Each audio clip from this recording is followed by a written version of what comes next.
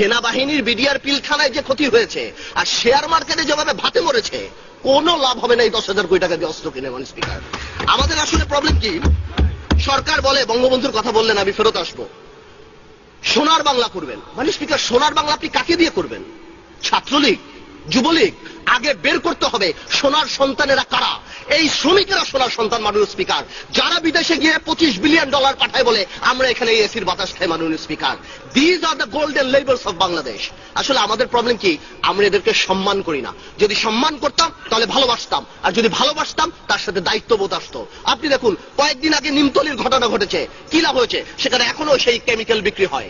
কয়েকদিন আগে তাজরিন গার্মেন্টস এর অবস্থা হয়েছে, সেখানে কি হয়েছে? মাননীয় স্পিকার, এখনো কিন্তু যে গত পরশুদিন বিষাক্ত পানি খেয়ে মৃত্যুর সাথে পাঞ্জা লড়ছে 125 জন শ্রমিক। মাননীয় স্পিকার, আমাদের এটা উপলব্ধি করতে হবে যে এই শ্রমিকরাই মেড ইন বাংলাদেশকে ইনভেন্ট করেছে সারা বিশ্বে।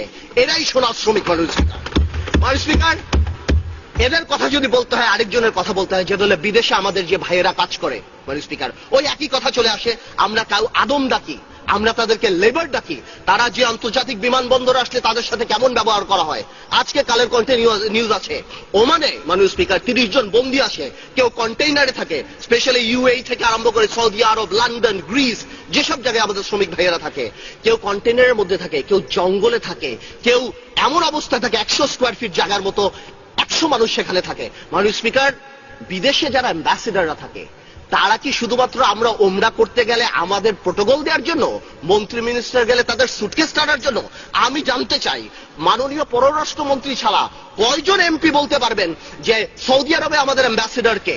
কয়জন বলতে পারবেন ইউএইতে আমাদের অ্যাম্বাসেডারকে? মাননীয় স্পিকার, ব্যুরোক্র্যাটিক আমলা বা এই টাইপের লোকদেরকে অ্যাম্বাসেডার যদি বানাই, আমি জানি, আমার মনে হয় বাংলাদেশের সবচেয়ে বড় পলিটিশিয়ানদের মন্ত্রীর পদমর্যাদা দিয়ে অ্যাম্বাসেডর বানানো উচিত এদের কাছে।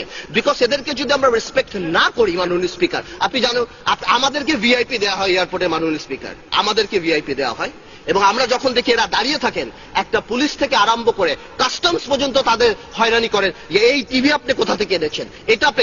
যদি কেউ পায় বাংলাদেশে যদি আসল ভিআইপি কেউ হয়ে থাকে, তাহলে বিদেশে যে শ্রমিকরা কাজ করে তারা বাংলাদেশের আসল ভিআইপি। মাননীয় স্পিকার, স্পিকার, আমাদের আর কত কিছু লাগবে? আপনারা আমাদেরকে ন্যামে বাড়ি দিয়েছেন। মাননীয় স্পিকার, এই সংসদ আমাদেরকে একটা গাড়ি দিয়েছে না, তাতে হবে না।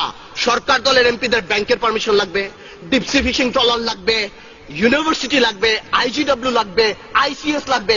বঙ্গবন্ধু বঙ্গবন্ধু বলে, বঙ্গবন্ধু কতদিন ভোগের রাজনীতি করেছে? বঙ্গবন্ধু তো ত্যাগেরই রাজনীতি করেছেন। তো আজকে আপনারা কেন এই ভোগের রাজনীতি করছেন? মাননীয় স্পিকার,